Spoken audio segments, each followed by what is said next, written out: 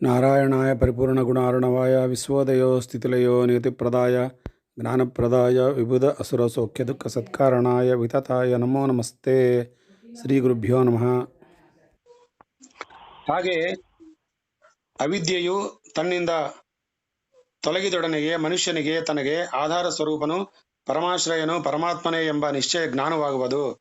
ಜೀವಾತ್ಮನಿಗೆ ವಿಶೇಷ ಪ್ರಿಯಕರನು ನಿರಶಿತೆಯ ಸುಖ ಸ್ವರೂಪನೂ ಆದ ಪರಮಪುರುಷನಾದ ಭಗವಂತನನ್ನು ಸೇವಿಸಿ ಫಲಾಂತರಗಳಲ್ಲಿ ವಿಮುಖನಾಗಿ ಪರಮಸುಖವನ್ನು ಗಳಿಸುವುದೇ ಬುದ್ಧಿಶಾಲಿಯಾದವನು ಅನುಸರಿಸತಕ್ಕ ನ್ಯಾಯವಾದ ಮಾರ್ಗವಾಗಿದೆ. ಆದರೆ ಎಷ್ಟು ಮಂದಿಮತಿಗಳು ಪರಮ ಸುಖದಾಯಕರಾದ ಆ ಭಗವನ್ ನಾಮವನ್ನು ಬಿಟ್ಟು ಇತರ ಅನೇಕಾನೇಕ ಫಲಗಳಿಗಾಗಿ ಆಸೆಪಟ್ಟು ವೈತರಣಿ ನದಿಯಂತಿರುವ ಸಂಸಾರ ಪ್ರವಾಹದಲ್ಲಿ ಬಿದ್ದು ಅಗಾಧ ಕಷ್ಟಗಳಿಗೆ ಈಡಾಗುವರು. ಹಾಗೆ ಕಷ್ಟ ದುಃಖಗಳಿಗೆ ಈಡಾಗುವವರನ್ನು ನೋಡಿಯೋ ಎಚ್ಚರಗೊಳ್ಳದೆ ಆ ಮಾರ್ಗದಲ್ಲೇ ನಡೆಯತೊಡಗುವವನನ್ನು ಪಶುವಲ್ಲದೆ ಮನುಷ್ಯರೆನ್ನಬಹುದೇ. ಆದರೆ ಜ್ಞಾನಿಯಾದವನು ಮೇಲ್ಕೊಂಡ ಬಂಧಕಗಳಾದ ಯಾವ ವಿಪತ್ತಿಗೂ ಈಡಾಗದೆ ತನ್ನ ಹೃದಯಾಕಾಶದಲ್ಲಿ ಅಡಗಿರುವ ಪರಮಪುರುಷನನ್ನು ಎಡಬಿಡದೆ ಸ್ತುತಿಸುತ್ತಾ ಧನ್ಯನಾಗಿರುವನು. ಜ್ಞಾನಿ ಜನರ ಹೃದಯ ಕಮಲ ನಿವಾಸಿಯಾದ ಆ ಪುಂಡರೀಕಾಕ್ಷನು ದಿವ್ಯ ಪೀತಾಂಬರಿಧಾರಿಯಾಗುವನು. ಶಂಖಚಕ್ರ ಗದಾ ಪದ್ಮಗಳನ್ನು ಧರಿಸಿದ ಚತುರ್ಭುಜಗಳಿಂದಲೂ ಪ್ರಸನ್ನ ಮುಖ ಕಮಲದಿಂದಲೂ ಒಪ್ಪುತ್ತಿರುವನು. ರತ್ನ ಖಚಿತ ಭುಜಕೀರ್ತಿಗಳಿಂದಲೂ ನವರತ್ನಮಯ ದಿವ್ಯ ಕಿರೀಟಗಳಿಂದಲೂ ಬೆಳಗುತ್ತಿರುವನು. ದಿವ್ಯ ಕುಂಡಲನು ಶ್ರೀವತ್ಸವೇ ಮುಂತಾದ ದಿವ್ಯ ಮಣಿಮಯ ಹಾರಗಳು ಕೌಸ್ತುಭರತ್ನವು ಆತನ ದಿವ್ಯಾಂಗಗಳಲ್ಲಿ ಶೋಭಿಸುತ್ತಿರುವವು. ಕಡಗ ಕಟಸೂತ್ರ ಕಾಲದಿಂದೆಗಳು ವಜ್ರಖಚಿತ ಉಂಗುರಗಳು ಭಗವಂತನ ಆಯಾ ಅಂಗಗಳಲ್ಲಿ ವಿರಾಜಿಸುತ್ತಿರುವವು. ಆ ಪುರುಷೋತ್ತಮನ ಮಂದಹಾಸಯುಕ್ತವಾದ ಮುಖಪದ್ಮವು ಕುಂತಲಗಳಿಂದ ಸುಶೋಭಿತವಾಗಿರುವುದು. ಪರೀಕ್ಷ ನರೇಂದ್ರನೇ ಪುಣ್ಯಶಾಲಿಯಾದ ಪುರುಷನು ತನ್ನ ಧಾರಣಾಶಕ್ತಿಯಿಂದ ಭಗವಂತನ ಇಂತಹ ದಿವ್ಯ ಸುಂದರ ವಿಗ್ರಹವನ್ನು ತನ್ನ ಹೃದಯದಲ್ಲಿ ಎಷ್ಟು ಹೊತ್ತು ನೋಡಲು ಸಾಧ್ಯವೋ ಜ್ಞಾನ ದೃಷ್ಟಿಯಿಂದ ಅಷ್ಟು ಕಾಲ ನೋಡುತ್ತಿರಬೇಕು. ಪರಮಪುರುಷನ ಈ ದಿವ್ಯ ಸ್ವರೂಪದಲ್ಲಿ ಪಾದಾಂಗುಷ್ಟದಿಂದ ಪ್ರಾರಂಭಿಸಿ ಒಂದೊಂದು ಅವಯವವನ್ನು ಬೇರೆ ಬೇರೆಯಾಗಿ ನೋಡುತ್ತಾ ಅವುಗಳ ಸೌಂದರ್ಯವು ಮನಸ್ಸಿನಲ್ಲಿ ಸ್ಥಿರಗೊಂಡ ತರುವಾಯ ಮತ್ತೊಂದು ಅಂಗವನ್ನು ನೋಡುವ ಅಭ್ಯಾಸವನ್ನಿಟ್ಟುಕೊಂಡು ಕಿರೀಟ ಕುಂಡಲಾಂಕೃತವಾದ ಆ ಪರಮಾತ್ಮನ ದಿವ್ಯ ಮುಖ ಪದ್ಮದವರೆಗೆ ನೋಡಲು ಪ್ರಯತ್ನಿಸಿ. ಇನ್ನೊಂದ್ಸತಿ ಓದ್ತೀನಿ ಇದು. ಪರಮಪುರುಷನ ಈ ದಿವ್ಯ ಸ್ವರೂಪದಲ್ಲಿ ಪಾದ ಅಂಗುಷ್ಟದಿಂದ ಪ್ರಾರಂಭಿಸಿ ಒಂದೊಂದು ಅವಯವವನ್ನು ಬೇರೆ ಬೇರೆಯಾಗಿ ನೋಡುತ್ತಾ ಅವುಗಳ ಸೌಂದರ್ಯವು ಮನಸ್ಸಿನಲ್ಲಿ ಸ್ಥಿರಗೊಂಡ ತರುವಾಯ ಮತ್ತೊಂದು ಅಂಗವನ್ನು ನೋಡುವ ಅಭ್ಯಾಸವನ್ನಿಟ್ಟುಕೊಂಡು ಕಿರೀಟ ಕುಂಡಲಾಂಕೃತವಾದ ಆ ಪರಮಾತ್ಮನ ದಿವ್ಯ ಮುಖ ಪದ್ಮದವರೆಗೆ ನೋಡಲು ಪ್ರಯತ್ನಿಸಿ. ಕೊನೆಯಲ್ಲಿ ಭಾವನೆಗೆ ಅತ್ಯಂತ ದಿವ್ಯ ಸ್ವರೂಪವನ್ನು ತಂದುಕೊಂಡು ಬುದ್ಧಿಯು ಪ್ರಸನ್ನವಾಗುವವರೆಗೆ ಧ್ಯಾನಿಸುತ್ತಾ ಇರಬೇಕು. ಹೀಗೆ ಆ ದಿವ್ಯಾತ್ಮ ಸ್ವರೂಪದ ಒಂದೊಂದು ಅವಯವವನ್ನು ಪ್ರತ್ಯೇಕವಾಗಿ ಧ್ಯಾನಿಸಿ ಬುದ್ಧಿಯನ್ನು ನಿಷ್ಕಲ್ಮಶವಾದುದನ್ನಾಗಿ ಮಾಡಿಕೊಂಡು ತರುವಾಯವು ಬ್ರಹ್ಮಾದಿ ವಂದ್ಯನಾದ ಪಾದಾರವಿಂದವುಳ್ಳವನು ಸರ್ವನಿಯಾಮಕನೂ ಆದ ಆ ಭಗವಂತನಲ್ಲಿ ಭಕ್ತಿಯೋಗವು ಹುಟ್ಟುವವರಿಗೂ ಮುಮುಕ್ಷುವಾದವನು ಈ ಅನುಷ್ಠಾನವನ್ನು ಇಟ್ಟುಕೊಂಡೇ ಇರಬೇಕು. ತರುವಾಯ ಆ ದಿವ್ಯ ಸ್ವರೂಪದ ಸ್ಥೂಲಾಕೃತಿಯಾದ ಭಗವಂತನ ವಿರಾಟ್ ರೂಪವನ್ನು ಚಿಂತಿಸಬೇಕು. ಹೀಗೆ ಈ ಶರೀರೋತ್ಪತ್ತಿಗೆ ಕಾರಣವಾದ ಪ್ರಾರಬ್ಧ ಕರ್ಮವು ಮುಗಿಯುತ್ತಾ ಬಂದ ಮೇಲೆ ದೇಹತ್ಯಾಗವನ್ನು ನಿಶ್ಚಯಿಸಿ ನಿರಾತಂಕವಾದ ಸ್ಥಳದಲ್ಲಿ ಕುಳಿತು ಪ್ರಾಣ ಮತ್ತು ಇಂದ್ರಿಯಗಳನ್ನು ನಿರ್ಬಂಧಿಸಿ ನಿಷ್ಕಲ್ಮಶವಾದ ಬುದ್ಧಿಯಿಂದ ಮನಸ್ಸನ್ನು ಕಟ್ಟಿ ಆ ಬುದ್ಧಿಯನ್ನು ಜೀವಾತ್ಮನನ್ನು ಕ್ಷೇತ್ರಜ್ಞರಾದ ಪರಮಾತ್ಮನಲ್ಲೂ ಸಮರ್ಪಿಸಿ ಮುಮುಕ್ಷವು ಸರ್ವಕರ್ಮ ಬಂಧನಗಳಿಂದಲೂ ನಿವೃತ್ತನಾಗಿ ಬ್ರಹ್ಮಾನಂದ ಸುಖಾನುಭವ ಮಾಡುವನು. ಸಮಸ್ತ ಲೋಕಗಳನ್ನು ನಿಯಮಿಸಲು ಅಧಿಕಾರಿಗಳೆಂದನಿಸಿರುವ ಬ್ರಹ್ಮಾದಿ ದೇವತೆಗಳು ಕಾಲವಶರಾಗಿರುವವರು. ಹೀಗೆ ಸಮಸ್ತ ಜೀವಕೋಟಿಯನ್ನು ತನ್ನ ಅಧೀನಕ್ಕೆ ಒಳಪಡಿಸಿಕೊಂಡಿರುವ ಕಾಲವು ಪರಬ್ರಹ್ಮಪದ ಸ್ಥಾನದಲ್ಲಿ ಮಾತ್ರ ಪ್ರವೇಶಿಸಲು ಸಾಮರ್ಥ್ಯವಿಲ್ಲದೆ ಅದಕ್ಕೆ ಅಧೀನವಾಗಿರುವುದು. ಅಪ್ರಾಕೃತವಾದ ಈ ಪರಬ್ರಹ್ಮಪದ ಸ್ಥಾನವು ಪರಮ ಸಾತ್ವಿಕವಾದುದು. ಆ ಸ್ಥಾನದಲ್ಲಿ ಶುದ್ಧ ತತ್ವಗುಣವಲ್ಲದೆ ಮಿಶ್ರ ಸತ್ವಗುಣಕ್ಕೂ ಕೂಡ ಪ್ರವೇಶವಿಲ್ಲ. ಅಲ್ಲಿ ರಜಸ್ತಮೋ ಗುಣಗಳು ಇಲ್ಲವೆಂದು ಹೇಳಬೇಕಾದುದೇನು? ವೇದಾಂತಗಳೆಲ್ಲವೂ ಈ ಪರಬ್ರಹ್ಮ ಪದವೇ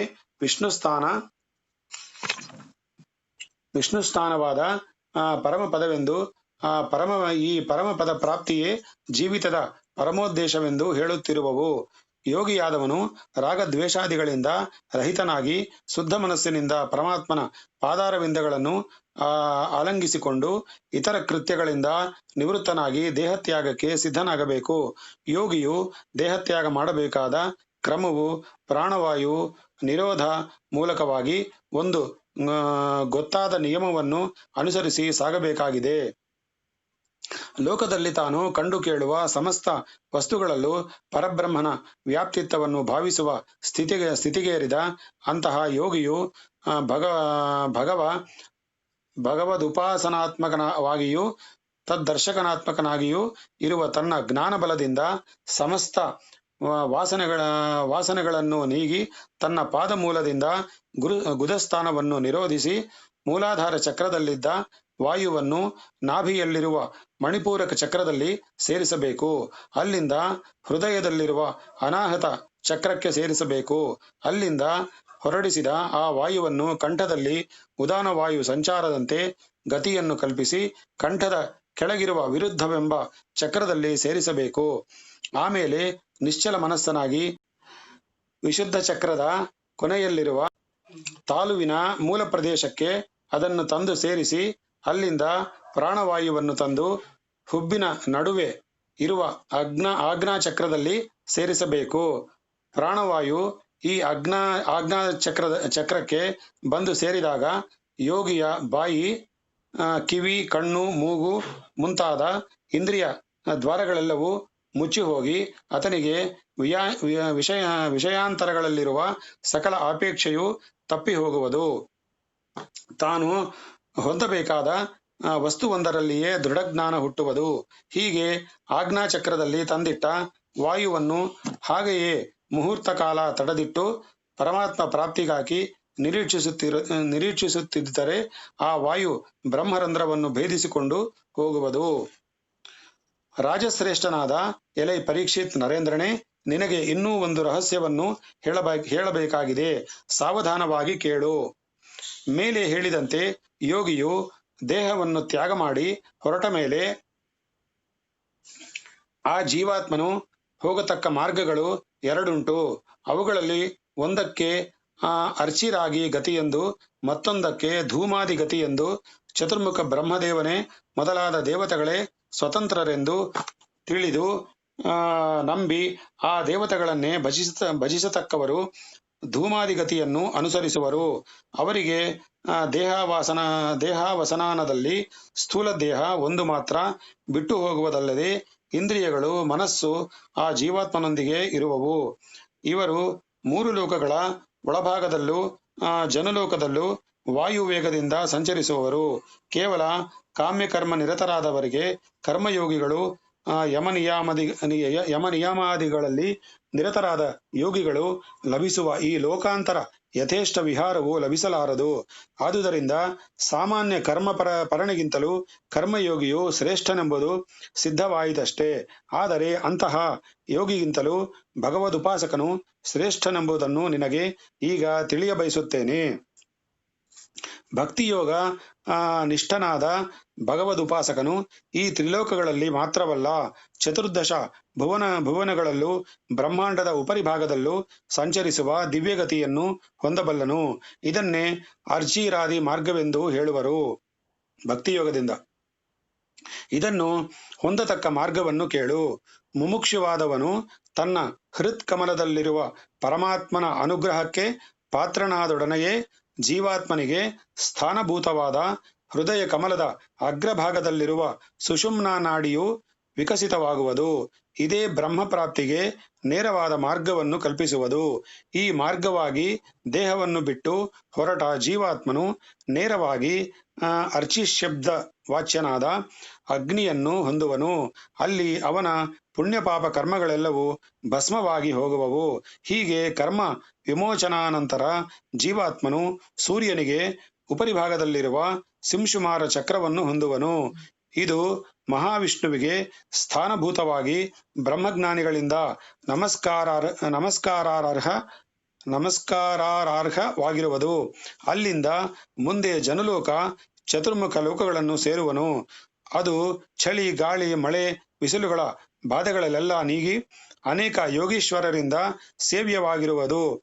ಅಲ್ಲಿಗೆ ಸೇರಿದ ಜೀವಾತ್ಮರು ಪರಬ್ರಹ್ಮ ಸ್ವರೂಪವನ್ನು ಅರಿತವನಾಗಿದ್ದರೂ ತಮಗೆ ಅಪಾರ ದುಃಖ ಕಾರಣವಾದ ಸಂಸಾರವು ಪುನಃ ಸಂಭವಿಸುವುದೋ ಎಂದು ಭಯಗೊಂಡಿರುವವರು ಅಲ್ಲಿಂದ ಕ್ರಮವಾಗಿ ಪೃಥ್ವಿ, ಅಪ್ಪು, ತೇಜ, ವಾಯು, ಆಕಾಶ, ಮಹತ್ತತ್ವ ಮತ್ತು ಅಹಂಕಾರ ತತ್ವಗಳ ಆವರಣಗಳನ್ನು ಪ್ರವೇಶಿಸಿ ಅಲ್ಲಲ್ಲಿ ಕ್ರಮವಾಗಿ ಘ್ರಾಣೇಂದ್ರಿಯದಿಂದ ಭೂಮಿಯಾವರಣದ ಗಂಧವನ್ನು, ಜಿಹ್ವೇಂದ್ರಿಯದಿಂದ ಜಲಾವರಣದ ರಸವನ್ನು, ನೇತ್ರೇಂದ್ರಿಯದಿಂದ ಅಗ್ನಿಗತ ರೂಪವನ್ನು, ತ್ವಗ್ಗೇಂದ್ರಿಯದಿಂದ ವಾಯುಗತ ಸ್ಪರ್ಶವನ್ನು, ಶ್ರವಣೇಂದ್ರಿಯದಿಂದ ಆಕಾಶಗತ ಶಬ್ದವನ್ನು, ಅಂತಃಕರಣದಿಂದ ಅಭಿಪ್ರಾಯವನ್ನು ಗ್ರಹಿಸಿ ಮುಂದೆ ಸಾತ್ವಿಕ, ರಾಜಸ, ತಾಮಸಗಳೆಂಬ 3 ವಿಭಾಗಗಳುಳ್ಳ ಅಹಂಕಾರ ತತ್ವವನ್ನು, ಅದಕ್ಕೆ ಮುಂದೆ ಅದರೊಡನೆ ಸೇರಿದಂತೆಯೇ ಇರುವ ವಿಜ್ಞಾನವೆಂಬ ಹೆಸರುಳ್ಳ ಮಹತ್ತತ್ವ ವರ್ಣವನ್ನು ಸೇರುವರು. ಅಲ್ಲಿಂದ ಮುಂದೆ ಹೊರಟು ಪುಣ್ಯ ಪಾಪ ಸಂಬಂಧವಿಲ್ಲದೆ ಪರಿಶುದ್ಧವಾಗಿರುವ ಸೂಕ್ಷ್ಮ ರೂಪವನ್ನು ಹೊಂದಿ ಹಸಿವೆ ಬಾಯಾರಿಕೆಗಳೊಂದಕ್ಕೂ ಈಡಾಗದ ನಿತ್ಯಾನಂದ ಸ್ವರೂಪವಾದ ಪರಮಾತ್ಮನನ್ನು ಹೊಂದುವರು. ಎಲೈ ರಾಜೇಂದ್ರನೇ, ಭಗವದ್ಭಕ್ತರಾದ ಭಾಗವತೋತ್ತಮರೆಲ್ಲರೂ ಈ ಅರ್ಚಿರಾದಿ ಮಾರ್ಗವನ್ನು, ಪುನರ್ಜನ್ಮವಿಲ್ಲದ ಪರಮಾನಂದ ಅನುಭವವನ್ನು ಹೊಂದುವರು. ಇನ್ನು ಪರಲೋಕ ಪ್ರಯಾಣಕ್ಕೆ ಸಿದ್ಧನಾದ ನೀನು ತಿಳಿಯಬೇಕಾದ ವಿಷಯವೇನೆಂದು ಕೇಳಿಯದೆಯಲ್ಲವೇ? ಪ್ರಾಣೋತ್ಕ್ರಮಣ ಸ್ಥಿತಿಯಲ್ಲಿರುವ ಮನುಷ್ಯನು ತಿಳಿಯಬೇಕಾದ ವಿಷಯವೇ ಇದೆಂದು ತಿಳಿಯುವನಾಗು. ಧೂಮಾದಿ ಅರ್ಚಿರಾದಿ ಈ ಮಾರ್ಗಗಳೆರಡು ಅನಾದಿಯಾಗಿ ವೇದಗಳಲ್ಲಿ ವಿವರಿಸಲ್ಪಟ್ಟು ಬಂದವುಗಳು. ಬ್ರಹ್ಮದೇವನಿಂದ ಆರಾಧಿಸಲ್ಪಟ್ಟ ವಾಸುದೇವನು ಪ್ರಸನ್ನನಾಗಿ ವಿವರಿಸಿದ ಮಾರ್ಗಗಳಿವು. ಬ್ರಹ್ಮದೇವನು ಮೋಕ್ಷ ಪ್ರಾಪ್ತಿಗೆ ಭಕ್ತಿಗಿಂತಲೂ ಸುಲಭವಾದ ಬೇರೊಂದು ಮಾರ್ಗವಿಲ್ಲವೆಂದು ನಿರ್ಧರಿಸಿದ್ದಾರೆ. ವಾಸುದೇವನೇ ಸರ್ವಭೂತಾಂತರಾತ್ಮನಾದ ಪರಬ್ರಹ್ಮನು. ಮನುಷ್ಯನು ಸರ್ವವಿಧದಿಂದಲೂ ಅಂತಹ ಭಗವಂತನನ್ನು ಧ್ಯಾನಿಸುತ್ತಾ ಆತನ ರೂಪವನ್ನೇ ಸ್ಮರಿಸುತ್ತಾ ಎಡಬಿಡದೆ ಆತನಿಗೆ ನಮಸ್ಕರಿಸುತ್ತಾ ಆತನ ಪುಣ್ಯಮಯ ಕಥೆಗಳನ್ನು ಕೇಳುತ್ತಲಿರುವುದೇ ಶ್ರೀ ಹರಿಪಾದ ಕಮಲಗಳಲ್ಲಿ ಭಕ್ತಿ ಹುಟ್ಟಲು ಸಾಧನ. ಇಂತಹ ಸಾಧನ ಸಂಪತ್ತಿಯನ್ನು ಗಳಿಸಿದರೆ ಮಾತ್ರವೇ ಮಲಿನವಾದ ಈ ದೇಹವು ತೊರೆದು ಹೋಗಿ ನಿತ್ಯಾನಂದಮಯವಾದ ಮತ್ತು ಶಾಶ್ವತವಾದ ಶ್ರೀ ವಾಸುದೇವ ಮೂರ್ತಿಯ ಪಾದಾರವಿಂದ ಸಾನ್ನಿಧ್ಯವು ಲಭ್ಯವಾಗುವುದು ಎಂದು ಶುಕಾಚಾರ್ಯರು ಪರೀಕ್ಷಿತ್ ರಾಜನಿಗೆ ಹೇಳಿದ ಅಭಿಪ್ರಾಯವನ್ನು ಸೌನಕಾದಿಗಳಿಗೆ ಸೂತರು ವಿವರಿಸಿದರು. ಶ್ರೀ ಸುಖಮಹರ್ಷಿಗಳು ಪರೀಕ್ಷ ನರೇಂದ್ರರಿಗೆ ಹೇಳ್ತಾ ಇದ್ದಾರೆ. ಪರೀಕ್ಷನ್ ನರೇಂದ್ರರೇ, ಭಗವಂತನ ಸೃಷ್ಟಿಯಲ್ಲಿರುವ ಅನಂತ ಜೀವರಾಶಿಗಳಲ್ಲಿ ಮನುಷ್ಯ ಜನ್ಮವೇ ಶ್ರೇಷ್ಠವಾದುದೆಂದು ಹೇಳಬೇಕಾದುದಿಲ್ಲ. ಅಷ್ಟೇ, ಇಂತಹ ಶ್ರೇಷ್ಠ ಜನ್ಮವನ್ನು ಪಡೆಯುವುದು ಬಹು ದುರ್ಲಭ. ಸುಕೃತ ಪರಿಪಾಕವಶವಾಗಿ ಈ ಜನ್ಮ ಲಭ್ಯವಾದರೂ ಸದಸದ್ವಿವೇಕ ಉಂಟಾಗಿ ಈ ಹಿಂದೆ ಹೇಳಿದಂತೆ ಮರಣಕಾಲದಲ್ಲಿ ಶ್ರೀ ವಾಸುದೇವನೇ ಸರ್ವವು ಎಂದು ತಿಳಿದು ಜನ್ಮ ಸಾರ್ಥಕವನ್ನು ಹೊಂದುವವರು ಪರಮ ದುರ್ಲಭ. ಇಂತಹ ಸ್ಥಿತಿಯು ಮನುಷ್ಯ ಜನ್ಮವೆತ್ತಿದವರಿಗೆಲ್ಲ ಒಮ್ಮೆಗೆ ಲಭಿಸದು. ಮನುಷ್ಯನು ಕ್ರಮಕ್ರಮವಾಗಿ ಸತ್ವಗುಣ ವಿಶಿಷ್ಟರಾದ ದೇವತೆಗಳನ್ನು ಕಾಮ್ಯ ಕರ್ಮಗಳ ಮೂಲಕ ಆರಾಧಿಸುತ್ತಾ ತನ್ನಲ್ಲಿ ಮನಮಾಡಿದ್ದ ತಮ ಮತ್ತು ರಜೋಗುಣಗಳನ್ನು ಕಡಿಮೆ ಮಾಡಿಕೊಳ್ಳುತ್ತಾ ಬರಬೇಕು. ಬೇರೆ ಬೇರೆ ವಿಚಾರಗಳಲ್ಲಿ ಕಾಮವಿರುವವರು ಬೇರೆ ಬೇರೆ ದೇವತೆಗಳನ್ನು ಆರಾಧಿಸಬೇಕಾಗಿದೆ. ಯಾವ ಯಾವ ಅಪೇಕ್ಷೆ ಉಳ್ಳವರು ಯಾವ ಯಾವ ದೇವತೆಗಳನ್ನು ಆರಾಧಿಸಬೇಕೆಂದು ಹೇಳುತ್ತೇನೆ ಕೇಳು. ಬ್ರಹ್ಮ ತೇಜಸ್ಸನ್ನು ಅಪೇಕ್ಷಿಸುವವನು ವೇದಗಳಿಗೆ ಅಧಿಪತಿಯಾದ ಬ್ರಹ್ಮದೇವನನ್ನು ಆರಾಧಿಸಬೇಕು. ಇಂದ್ರಿಯ ಬಲವನ್ನು ಅಪೇಕ್ಷಿಸುವವನು ದೇವೇಂದ್ರನನ್ನು, ಸಂತಾನಾಪೇಕ್ಷೆಯು ದಕ್ಷ ಪ್ರಜೇಶ್ವರರನ್ನು, ಐಶ್ವರ್ಯವನ್ನು ಕೋರುವವನು ಶ್ರೀ ವಿಷ್ಣು ಪತ್ನಿಯಾದ ಲಕ್ಷ್ಮೀದೇವಿಯನ್ನು, ತೇಜಸ್ಸನ್ನು ಕೋರುವನು ಸೂರ್ಯನನ್ನು, ಅರ್ಥಾಪೇಕ್ಷೆಯುಳ್ಳವರು ಅಷ್ಟವಸುಗಳನ್ನು ಉಪಾಸನೆ ಮಾಡಬೇಕು. ಹೀಗೆಯೇ ವೀರ್ಯಾಪೇಕ್ಷೆಯು ರುದ್ರನನ್ನು, ಅನ್ನಾಪೇಕ್ಷೆಯು ಅದಿತಿಯನ್ನು, ಸ್ವರ್ಗಗಾಮಿಯು ಅದಿತಿ ಪುತ್ರರನ್ನು, ರಾಷ್ಟ್ರಾಕಾಂಕ್ಷೆಯುಳ್ಳವನು ವಿಶ್ವೇ ದೇವತೆಗಳನ್ನು, ನಾನಾ ದಿಕ್ಕುಗಳ ಸ್ವಾಮ್ಯವನ್ನು ಕಾಮಿಸುವನು ಸಾಧ್ಯರನ್ನು, ಆಯುಸ್ಸಿನ ಅಭಿವೃದ್ಧಿಗಾಗಿ ಅಶ್ವಿನಿ ದೇವತೆಗಳನ್ನು, ದೇಹಪುಷ್ಟಿಯನ್ನು ಕಾಮಿಸುವವನು ಭೂದೇವಿಯನ್ನು ಆರಾಧಿಸಬೇಕು.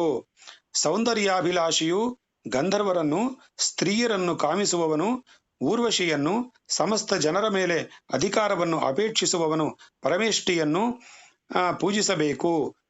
ರಾಜೇಂದ್ರ, ಯಶಸ್ಸನ್ನು ಕೋರುವವನು ಯಜ್ಞದೇವನಾದ ವಿಷ್ಣುವನ್ನು, ಧನಾಕಾಂಕ್ಷೆಯು ಕುಬೇರನನ್ನು, ವಿದ್ಯಾಭಿಲಾಷಿಯು ರುದ್ರನನ್ನು, ಅನುಕೂಲ ದಾಂಪತ್ಯವನ್ನು ಇಚ್ಛಿಸುವವನು ಪಾರ್ವತಿ ದೇವಿಯನ್ನು, ಧರ್ಮಾರ್ಥಗಳಲ್ಲಿ ಆಸೆಯುಳ್ಳವನು ಉತ್ತಮ ಶ್ಲೋಕನಾದ ವಿಷ್ಣುವನ್ನು ಆರಾಧಿಸಬೇಕು.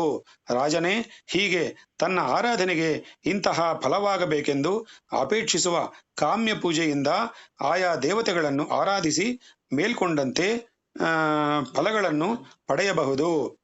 ಆದರೆ ಪ್ರಾಪಂಚಿಕವಾದ ಯಾವ ಕಾಮನೆಯೂ ಇಲ್ಲದೆ ಕೇವಲ ವೈರಾಗ್ಯವನ್ನು ಅಪೇಕ್ಷಿಸಿ ತನ್ಮೂಲಕ ಮೋಕ್ಷವಾಗಬೇಕೆಂದು ಕೋರುವವನು ಪರಮಪುರುಷನನ್ನು ಅನನ್ಯ ಭಾವದಿಂದ ಆರಾಧಿಸಬೇಕಾಗಿದೆ. ಸಜ್ಜನ ಸಹವಾಸದಿಂದ ಮನಸ್ಸು ಭಗವಂತನ ಅಡಿದಾವರೆಗಳಲ್ಲಿ ನಿಲ್ಲಲು ಅಭ್ಯಾಸವಾಗುವುದು. ಹೀಗೆಯೇ ಅಭ್ಯಾಸವಾಗುತ್ತಾ ಮನಸ್ಸು ದೃಢವಾಗುತ್ತಾ ಬಂದಂತೆಲ್ಲ ಭಗವದ್ ಕಥಾಶ್ರವಣದಲ್ಲಿ ಹೆಚ್ಚು ಹೆಚ್ಚು ಶ್ರದ್ಧಾದಿ ಭಕ್ತಿಗಳು ಉಂಟಾಗಿ ರಜಸ್ಸು ಮತ್ತು ತಮೋಗಣ ಕಾರ್ಯಗಳಾದ ಹಸಿವು, ಬಾಯಾರಿಕೆ, ಶೋಕ, ಮೋಹಾದಿಗಳು ಕಡಿಮೆಯಾಗುವವು. ಮನಸ್ಸು ನಿರ್ಮಲವಾಗುವುದು. ಇಹಲೋಕ ಪರಲೋಕದ ಕಾಮನೆಗಳ ವಿಷಯದಲ್ಲಿ ವಿರಕ್ತಿ ಹುಟ್ಟುವುದು. ಇಷ್ಟಾಯಿತೆಂದರೆ ಮೋಕ್ಷಕ್ಕೆ ಪ್ರಧಾನ ಉಪಾಯವಾದ ಭಕ್ತಿಯೋಗವು ತಾನಾಗಿಯೇ ಲಭಿಸುವುದು. ಭಗವತ್ ಪಾದಾರವಿಂದಗಳಲ್ಲಿ ಭಕ್ತಿಯೋಗವು ಸಿದ್ಧಿಸಿದ ಮೇಲೆ ಅಂತಹ ಪುಣ್ಯದೇಹಿಯು ಪರಮಪದವನ್ನು ಗಳಿಸಿಯೇ ತೀರುವನು ಎಂದು ಹೇಳಬೇಕಾಗಿದ್ದೇನಿದೆ ಎಂದು ಹೇಳಿದರು. ಸುಖ ಮಹರ್ಷಿಗಳು ಪರೀಕ್ಷಿತ ರಾಜನಿಗೆ ಹೇಳಿದ ಮೇಲ್ಕಂಡ ಭಕ್ತಿ ಸಾಧನ ಮಾರ್ಗವನ್ನು ಕೇಳಿ ಸೌನಕರು ಸೂತರನ್ನು ಕುರಿತು, ಮಹನೀಯರೇ, ಪರೀಕ್ಷಿತ ರಾಜನು ಕೇವಲ ಬಾಲ್ಯದಲ್ಲಿ ಸಹ ತನ್ನ ಜೊತೆಗೆ ಸಣ್ಣ ಮಕ್ಕಳೊಂದಿಗೆ ಆಡುತ್ತಿದ್ದ ಕಾಲದಲ್ಲೇ ಕೃಷ್ಣನ ಬಾಲಕ್ರೀಡೆಗಳನ್ನು ಜ್ಞಾಪಿಸಿಕೊಂಡು ಅನುಕರಿಸುತ್ತಿದ್ದನೆಂದು ಕೇಳಿದ್ದೇನೆ. ಅಂತಹ ಮಹಾನುಭಾವನು ಸುಖ ಮಹರ್ಷಿಗಳನ್ನು ಕಂಡು ಮೋಕ್ಷೋಪಾಯ ಸಾಧನೆಗಳನ್ನು ಕೇಳಲು ಒದಗಿದ್ದ ಆ ಸದವಕಾಶವನ್ನು ಹೇಗೆ ಸಾರ್ಥಕ ಪಡಿಸಿಕೊಂಡನು, ಮತ್ತಾವ ವಿಚಾರಗಳನ್ನು ಕುರಿತು ಅವರನ್ನು ಪ್ರಶ್ನಿಸಿದನು, ಅವರವರಿಗೆ ಮತ್ತೇನು ಸಂಭಾಷಣೆ ನಡೆಯಿತು ವಿಶದವಾಗಿ ಹೇಳಿರಿ ಎಂದು ಪ್ರಾರ್ಥಿಸಿದನು. ಮತ್ತು ಸೌನಕರು, ಎಲೈ ಸೂತ ಪುರಾಣಿಕರೇ, ಸುಕರು ಸದಾ ಹೇಗೆ ಭಗವತ್ಪರ ಚಿತ್ತವೃತ್ತಿಯುಳ್ಳ ಬ್ರಹ್ಮಜ್ಞಾನಿಗಳೋ, ಪರೀಕ್ಷಿತ್ ರಾಜನು ಹಾಗೆಯೇ ಮಹಾಭಾಗವತೋತ್ತಮನು. ಅವರಿಬ್ಬರು ಮಹಾತ್ಮರು ಒಂದೆಡೆ ಸೇರಿದಾಗ ಹರಿಪರಾಯಣರಾದ ಅವರಿಬ್ಬರು ಶ್ರೀಕೃಷ್ಣ ಸಂಬಂಧ ವೃತ್ತಾಂತವನ್ನಲ್ಲದೆ ಮತ್ತೇನನ್ನು ಕುರಿತು ಸಂವಾದ ಮಾಡುವರು. ಸೂರ್ಯನು ನಿತ್ಯವೂ ಉದಯದಿಂದ ಅಸ್ತಮಯದವರೆಗೆ ಲೋಕದ ಜನರ ಆಯುಸ್ಸನ್ನು ಅಪಹರಿಸುತ್ತಿರುವನು. ಆದರೆ ಭಗವತ್ಕಥಾ ಶ್ರವಣದಲ್ಲಿ ಕಳೆವ ನಮ್ಮ ಆಯುವು ವ್ಯರ್ಥವಾಗಲಾರದು. ಮಾತ್ರವಲ್ಲ, ಭಗವದ್ಗುಣ ಸಂಕೀರ್ತನೆಯಲ್ಲಿ ಕಳೆದ ಕಾಲವೇ ಸಾರ್ಥಕವೆನ್ನಿಸುವುದು. ಮನುಷ್ಯ ಜನ್ಮವೆತ್ತಿ ಇದು ಶ್ರೇಷ್ಠ ಜನ್ಮವೆಂದುಕೊಂಡು ಬದುಕುವುದಷ್ಟೇ ಫಲವಾಗಬಾರದು. ಉಸಿರು ಬಿಡುತ್ತಿರುವುದು ಮಾತ್ರವೇ ಬದುಕಾಗಿ, ಹಾಗೆ ಬದುಕುವುದು ಮಾತ್ರವೇ ಜೀವಿತಕ್ಕೆ ಪ್ರಯೋಜನವಾಗುವುದಾದರೆ ಅಂತಹ ಬದುಕಿನಿಂದ ಸಾರ್ಥಕವೇನು? ಕಮ್ಮಾರನ ತಿದಿಯು ಉಸಿರು ಬಿಡಲಾರದೆ, ಮರಗಳು 100 ವರ್ಷ ಬದುಕುವುದಿಲ್ಲವೇ? ಲೋಕದಲ್ಲಿ ಸಕಲ ಜಂತುಗಳು, ಪಶುಪ್ರಾಣಿಗಳು ಆಹಾರ ನಿದ್ರಾ ಮೈಥುನಾದಿಗಳನ್ನು ನಡೆಸಿ ಜೀವಿಸುವವಲ್ಲವೇ? ಅವುಗಳಿಂದ ಏನು ಫಲವಾದಂತಾಯಿತು? ಹೆಚ್ಚು ಹೇಳಲೇಕೆ? ಯಾವನು ತನ್ನ ಕಿವಿಯಿಂದ ಒಂದಾವರ್ತಿಯಾದರೂ ಭಗವನ್ನಾಮ ಕೀರ್ತನೆಯನ್ನು ಕೇಳಿ ಹರ್ಷಿಸಲಾರೆನೋ ಅವನಿಗೂ ಹಂದಿ, ನಾಯಿ, ಕತ್ತೆಗಳಿಗೂ ವ್ಯತ್ಯಾಸವೇನು? ಅವನು ಅವುಗಳಂತೆ ಮೃಗಪ್ರಾಯನೇ ಹೊರತು ಬೇರೇನೂ ಅಲ್ಲ. ತನ್ನ ವಾಮನ, ತ್ರಿವಿಕ್ರಮಾದಿ ಅವತಾರಗಳಿಂದ ಭೂಮಿಯ ಮೇಲೆ ನಡೆದು 3 ಲೋಕಗಳನ್ನು ಪವಿತ್ರ ಮಾಡಿರುವ ಶ್ರೀಮನ್ನಾರಾಯಣನ ದಿವ್ಯ ಕಥೆಗಳನ್ನು ಶ್ರವಣ ಮಾಡದ ಕಿವಿಗಳು ಗುಡ್ಡದ ಗುಹೆಗಳಿಗೆ ಸಮಾನವೆನ್ನಲು ಸಂದೇಹವೇನು? ಭಗವನ್ ನಾಮೋಚ್ಚರಣೆ ಮಾಡದವನ ನಾಲಿಗೆಗೆ ಸಾರ್ಥಕ್ಯವೇನು? ಅದು ಹಾಳುಬಾವಿಯಲ್ಲಿ ಬಿದ್ದು ಅರಚುತ್ತಿರುವ ಕಪ್ಪೆಯ ನಾಲಿಗೆಯಂತೆ ವ್ಯರ್ಥ. ಮೋಕ್ಷಪ್ರದನಾದ ಶ್ರೀ ವಾಸುದೇವನ ಪಾದಕಮಲಗಳಿಗೆ ಒಮ್ಮೆಯೂ ತಲೆಬಾಗಿ ನಮಸ್ಕರಿಸಿದವನ ತಲೆಯು ಎಂತಹ ದಿವ್ಯ ಕಿರೀಟವನ್ನು, ಬೆಲೆಯುಳ್ಳ ವಸ್ತ್ರಾಭರಣಗಳನ್ನು ಧರಿಸಿದ್ದರೂ ನಿರರ್ಥಕವಾದುದು. ಅದು ಆ ದೇಹಕ್ಕೆ ಒಂದು ಭಾರವೇ ಹೊರತು ಬೇರೆಯಲ್ಲ. ಶ್ರೀಹರಿಯ ಪಾದ ಪೂಜೆಗಳನ್ನು ಮಾಡದೆ ಕೈಗಳು ರತ್ನ ಖಚಿತ ಕಂಕಣಗಳನ್ನು ಧರಿಸಿದ್ದರೂ ಹೆಣದ ಕೈಗಳಂತೆ ಅಪವಿತ್ರವಾದುದಲ್ಲದೆ ಬೇರೇನಲ್ಲ. ವಿಷ್ಣು ಕ್ಷೇತ್ರಗಳಿಗೆ ಯಾತ್ರೆ ಮಾಡದ ಪಾದಗಳು ಮರದ ಕಾಲುಗಳಂತೆ ಅವುಗಳಿಗೆ ಸಾರ್ಥಕವೇನು? ಶ್ರೀಹರಿಯ ಪಾದಕಮಲಗಳಿಗೆ ಅರ್ಪಿತವಾದ ಶ್ರೀ ತುಳಸಿ ದಳಗಳನ್ನು ಯಾವನು ಒಮ್ಮೆಯೂ ಆಘ್ರಾಣಿಸುವುದಿಲ್ಲವೋ ಅಂಥವನನ್ನು ಜೀವಚ್ಛವವೆಂದು ಹೇಳಬೇಕು. ಯಾವನ ಕಣ್ಣುಗಳು ಭಗವಂತನ ದಿವ್ಯಮಂಗಳ ವಿಗ್ರಹವನ್ನು ನೋಡಿ ಆನಂದಿಸುವುದಿಲ್ಲವೋ ಅವು ನವಲಿಗೆರೆಯ ಕಣ್ಣುಗಳಂತೆ ಸರಿ. ಭಗವನ್ ನಾಮಗಳನ್ನು ಉಚ್ಚರಿಸುವಾಗಲೂ ಯಾವನಿಗೆ ಅದರಿಂದುಂಟಾದ ರಸಾನುಭವದಿಂದ ಆನಂದ ಬಾಷ್ಪವು ಸುರಿದು ಮುಖದಲ್ಲಿ ವಿಕಾಸ ಉಂಟಾಗಿ ದೇಹದಲ್ಲಿ ರೋಮಾಂಚಗಳು ಉದಿಸುವುದಿಲ್ಲವೋ ಅವನ ಹೃದಯವು ಪಾಷಾಣ ಸದೃಶವಾದುದೆನ್ನಲು ಏನೂ ಸಂದೇಹವಿಲ್ಲ. ಸೂತಾಚಾರ್ಯರೇ, ನಾವು ಭಗವತ್ ಕಥಾಶ್ರವಣಕ್ಕಾಗಿ ವಿನಿಯೋಗಿಸುವ ಈ ಕಾಲವು ಪರಮ ಪುಣ್ಯಪ್ರದವೂ ಪರಮ ಸಾರ್ಥಕವೂ ಆದುದು. ಆದುದರಿಂದ ಪರೀಕ್ಷಿತ್ ರಾಜನು ಶ್ರೀ ಸುಖಮುನೀಂದ್ರರನ್ನು ಮತ್ತೇನು ಪ್ರಶ್ನಿಸಿದನು? ಅವರು ಆತನಿಗೆ ಏನೇನು ವಿಶೇಷ ಸಂಗತಿಗಳನ್ನು ಬೋಧಿಸಿದರು, ಆ ವಿಚಾರಗಳನ್ನು ವಿಶದವಾಗಿ ತಿಳಿಸಿರಿ ಎಂದು ಪ್ರಾರ್ಥಿಸಿದರು. ಶೌನಕ ಮುನಿಗಳ ಮಾತುಗಳನ್ನು ಕೇಳಿ ಸೂತರು ಸಂತೋಷಿಸಿ, ಕೇಳಿ ಸೌನಕಾದಿಗಳೇ, ಸುಖಮುನೀಶ್ವರರಿಂದ ಈ ರೀತಿಯಲ್ಲಿ ಆತ್ಮತತ್ವವನ್ನು ಕೇಳಿ ತಿಳಿದ ಪರೀಕ್ಷಿತ್ ರಾಜನು ಬುದ್ಧಿಯಲ್ಲಿ ತಿಳಿವು ಹೊಂದಿದನು. ಹಾಗೆಯೇ ನಿಶ್ಚಯ ತತ್ವವು ಗೋಚರವಾದ ಮೇಲೆ ಆತನು ತನ್ನ ದೇಹ ಗೇಹ ಎಂದರೆ ಮನೆ, ಧನ, ಪಶುಕ್ಷೇತ್ರಗಳು, ಪತ್ನಿ ಪುತ್ರಾದಿಗಳು, ಬಂಧುಗಳು, ವಿಸ್ತಾರವಾದ ಅಖಂಡ ಸಾಮ್ರಾಜ್ಯ, ಹೀಗೆ ಎಲ್ಲದರ ವಿಷಯದಲ್ಲೂ ತನ್ನದೆಂಬ ಅಭಿಮಾನವನ್ನು ತ್ಯಜಿಸಿಬಿಟ್ಟನು. ಮನಸ್ಸು ಶ್ರೀ ವಿಷ್ಣು ಕಥಾ ಶ್ರವಣದೊಂದರಲ್ಲಿಯೇ ಆಸಕ್ತವಾಯಿತು. ಋಷಿಪುತ್ರನ ಶಾಪದಿಂದ ತನಗೆ ಮರಣಾಸನ್ನವಾಗಿ ಎಂಬುದನ್ನು ತಿಳಿದೊಡನೆಯೇ ಧರ್ಮಾರ್ಥ ಕಾಮ ಹೇತುಗಳಾದ ಸಕಲ ಕರ್ಮಗಳನ್ನು ತ್ಯಜಿಸಿ ಕೇವಲ ಹರಿಕಥಾ ಶ್ರವಣತ್ಪರನಾಗಿ ಕುಳಿತಿದ್ದವನಾಗಿದ್ದರೂ ಶ್ರೀ ಸುಖರಿಂದ ಆತ್ಮತತ್ವವನ್ನು ತಿಳಿದ ತರುವಾಯ ಮನಸ್ಸು ಭಗವಂತನಾದ ವಾಸುದೇವನ ಪಾದಾರಬಿಂದಗಳಲ್ಲೇ ದೃಢವಾಗಿ ನೆಲೆಸಿತು. ಬುದ್ಧಿಯು ಅತ್ತಿತ್ತ ಚಲಿಸದೆ ಹರಿ ಪಾದಾಸಕ್ತವಾಯಿತು. ಆಗ ಆತನು ಸುಖ ಮಹರ್ಷಿಗಳನ್ನು ಕುರಿತು, ಓ ಮಹಾನುಭಾವರೇ, ನೀವು ಈಗ ಹೇಳುತ್ತಿರುವ ಶ್ರೀಹರಿಯ ಮಹಿಮಾ ಪ್ರದರ್ಶಕ ಕಥೆಗಳನ್ನು ಕೇಳುತ್ತಿರುವುದರಿಂದ ನನ್ನ ಮನಸ್ಸಿನ ಕಲ್ಮಶಗಳೆಲ್ಲವೂ ತೊಳೆದು ಹೋದವು, ಅವಿವೇಕವು ಕೊಚ್ಚಿ ಹೋಯಿತು. ಈಗ ಭಗವಂತನಾದ ವಾಸುದೇವನು ಅತ್ಯಾಶ್ಚರ್ಯಕರವಾದ ಈ ಲೋಕವನ್ನು ತನ್ನ ಮಾಯೆಯಿಂದ ಹೇಗೆ ಸೃಷ್ಟಿಸಿದನು, ಇವುಗಳನ್ನು ತನ್ನ ಯಾವ ಶಕ್ತಿಯಿಂದ ಸಂರಕ್ಷಿಸುತ್ತಿರುವನು ಮತ್ತು ಯಾವ ಅದ್ಭುತ ಶಕ್ತಿ ಸಹಾಯದಿಂದ ಇವುಗಳನ್ನೆಲ್ಲ ಲಯಗೊಳಿಸುತ್ತಿರುವನು ತಿಳಿಯಲು ಅಪೇಕ್ಷಿಸುತ್ತೇನೆ. ಶ್ರೀಹರಿಯ ಒಂದೊಂದು ಚರಿತ್ರೆಯು ಅತ್ಯಾಶ್ಚರ್ಯಕರವಾಗಿದೆ. ಅನಂತಲೀಲಾ ವಿನೋದಿಯಾದ ಆ ಶ್ರೀರಮಣನು ಬೇರೆ ಬೇರೆ ಕಾಲಗಳಲ್ಲಿ ಯಾವ ಶಕ್ತಿಗಳನ್ನು ಉಪಯೋಗಿಸಿಕೊಂಡು ಯಾವ ಅವತಾರಗಳನ್ನೆತ್ತಿ ಯಾವ ರೀತಿಯಿಂದ ಈ ಜಗನ್ನಾಟಕವನ್ನು ನಡೆಸಿರುವನು, ಆ ದಿವ್ಯ ಕಥೆಗಳನ್ನೆಲ್ಲ ಕೇಳಿ ನನಗೆ ಕರ್ಣಾನಂದವನ್ನುಂಟು ಮಾಡಬೇಕೆಂದು ಬೇಡುತ್ತೇನೆ. ಭಗವಂತನು ತನ್ನ ಈ ಸೃಷ್ಟಿ ಸ್ಥಿತಿ ಸಂಹಾರ ಕಾರ್ಯಗಳಿಗಾಗಿ ಸತ್ವ ರಜಸ್ ತಮೋ ಗುಣಗಳಿಗಾಗಿ ಉಪಯೋಗಗೊಳಿಸಿಕೊಳ್ಳು ಅದೇನೆಂದು ಕೇಳಿದ್ದೇನೆ.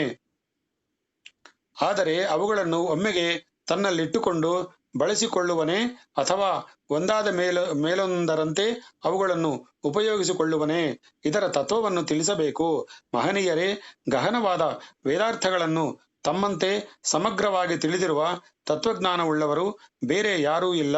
ಆದುದರಿಂದ ನನ್ನ ಮನಸ್ಸಿನ ಸಕಲ ಸಂಶಯಗಳು ನೀಗುವಂತೆ ನೀವು ದಯವಿಟ್ಟು ಭಗವತ್ ಸಂಬಂಧವಾದ ಈ ವಿಚಾರಗಳನ್ನೆಲ್ಲ ವಿಶದವಾಗಿ ತಿಳಿಸಬೇಕು ಎಂದು ಪ್ರಾರ್ಥಿಸಿದನು.